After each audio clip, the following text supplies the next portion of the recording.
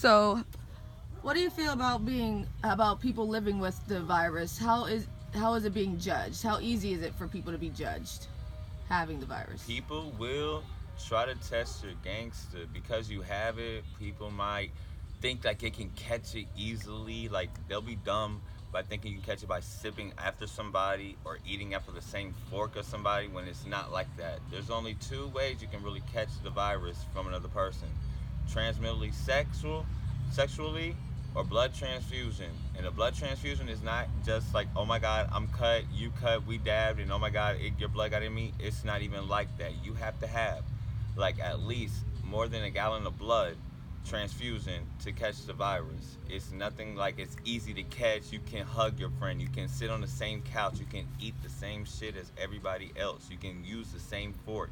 You can't get it with spit. You can kiss your partner. You can kiss your lover. You can do whatever. But it's the only two ways you can really catch the virus.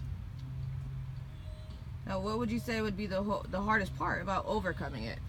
To overcome this message, find supporters. There's a lot of you can have a therapist, you have your friends, you have your family, you have a lot of you just need to find a group of people to help support you while living with this virus. Don't think you're alone in this world living with it. You're not.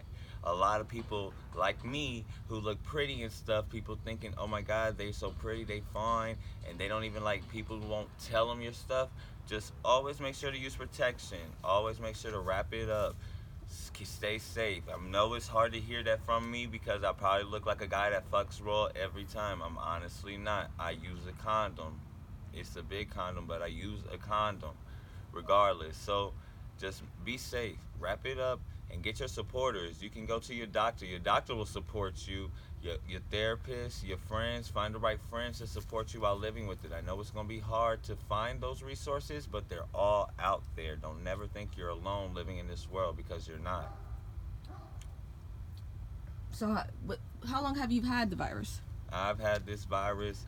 I found out I had HIV literally, guys, the day before my 18th birthday. Literally the day. My birthday is August 18th, 1993, and I decided to go August 17th, 2011, thinking I was going to get a nice little birthday present. Like, oh my God, I'm going to go in there, I'm going to be clear, I'm good to go. But it wasn't like that. And I felt like how everybody else does feel when you find out you have it. I felt like, oh my God, there's something else I can do. I'm going to die. But in the end, my doctor had explained to me over a million times there's medicine out there to suppress your virus, to keep you alive long and healthy. Eat healthy, exercise, take your medicine. That's all that it takes. Do not be afraid to get tested either. There's a whole lot of people that go to the clinics that I've seen. I've seen little pretty boys, fine females, and all, and they in there because they're doing the right thing to get tested because they fucked raw with either an unknown person or a boyfriend who they assume might be cheating on them. So definitely, that's that part. And you have been able to live with it. I know you. And I've been living a Yeah. long, healthy life. I've taken my You're happy. medicine. You might Yeah. start off with 2 pills, maybe 3 pills, but your doctor sooner around will come around. We might be down to just 1 pill. I've been taking 2 pills, Descovy and Tivicate. Now I'm just on Bactrim, and I'm just so thankful. And then that Bactrim is definitely suppressing my stuff, and now I'm undetectable. When you're undetectable, do not think, oh my God, well, my virus cannot be found. I can go fuck him, her, and the next one Right. without a condom. No, baby boy, you Right. cannot do that. You have to still continue to wrap it up. Think Right. twice. Consider your partner. Consider who you about to have sex with. Don't just think because you're undetectable, you can just have sex without like wrapping it up because it's really not like that. Just because you are suppressing you're undetectable, the virus still has a like 25% chance of still spreading to your partner or whoever you're gonna have sex with. So always just get tested, guys. Please, if you don't do it for yourself, do it for me. Look at his face. Do it for me, please, because it's not a game. People No. are dying. People committing suicide over this, and you really shouldn't do that. I just literally read an article the other day about a little 13-year-old girl who got gang raped, and she got pregnant. But then after a while, she had found out she had HIV, and she committed suicide. I've even met older people who have committed suicide because they found out they had the virus because they feel like they can't do nothing to live their life. But there is. You can live your life healthy. You don't have to please your partner. If your partner doesn't want you no more because you have the virus, then let the mother go. And live He on. don't like you. He don't love you. The love was never there to begin with. That's real facts, y'all. So definitely do not be afraid to get tested. always get tested and stay protected. Proving a point, I see here you are married. Look at that ring, y'all. Bling, bling, bling, bling. And you've been with your husband for a long time now. Y'all are both happy. Yeah, we've been together for like 7 years now. Yep. He's accepted and he's not positive. He Right. is not. He doesn't have what I have. Right. He's negative and I'm positive, and we are still good. And still happy, still in love. When it Yeah. comes down to it, like you said, it's all about the love, and you gotta take care of yourself. So I'm so proud of you. I see you every day, and you are always positive, uplifting. Nobody would have never known. If you would have never said nothing to me, I would have never known. So congrats to you, and this is just the beginning, y'all. We're gonna have to name it. We have to name something. We're gonna figure it out something. Yeah, but just always do it. Get tested. Wrap it up. Eat healthy. Stay healthy. Exercise, dude. It's not a game, but it is ways you can live with this and still live a long, happy, healthy life, dude. I just literally, I think like the other day I read an article about a guy who just turned like 80 years old with the virus because he was taking his medicine, he was staying alive, and he was good. So that's all you have to do to maintain the skit. You just have to just take your medicine. Take care of yourself. And I've heard about a lot of like allergic reactions. I just had a roommate my last roommate before I got here. He had it and he chose not to take his medicine. And he's talking about like, oh my God, he has like rashes, allergic reaction, he gets bumps. He has all of that. And he's choosing right now not to take his medicine. And I try to explain to him what I'm trying to explain to you guys. Like, it's not a game. You cannot live healthy. Okay, I'm gonna break down a story for y'all right fast.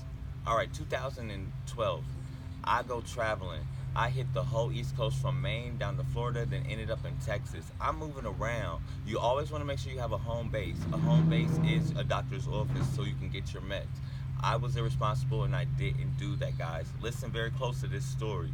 I was traveling around the world. 2015 pops up. We landed in Texas.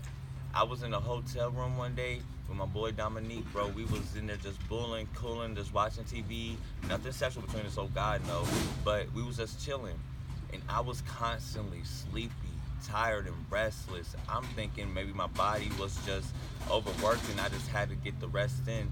But no. One day, he tried to wake me up and I did not wake up. Right hand up the guy. I did not wake up. And I literally died. Like, I died that's then. And I had to be rushed to the hospital. And thanks to the Lord Almighty, they gave me a blood transfusion, which is basically people's other blood that has to be put into my blood. This ain't my blood no more in my system. It's people's blood, but it helped me to stay alive, and I had to have a whole transfusion for that. So I had to do that, and thankfully I'm here to sit up here and walk and live today. But because I did not take my medicine, I died then.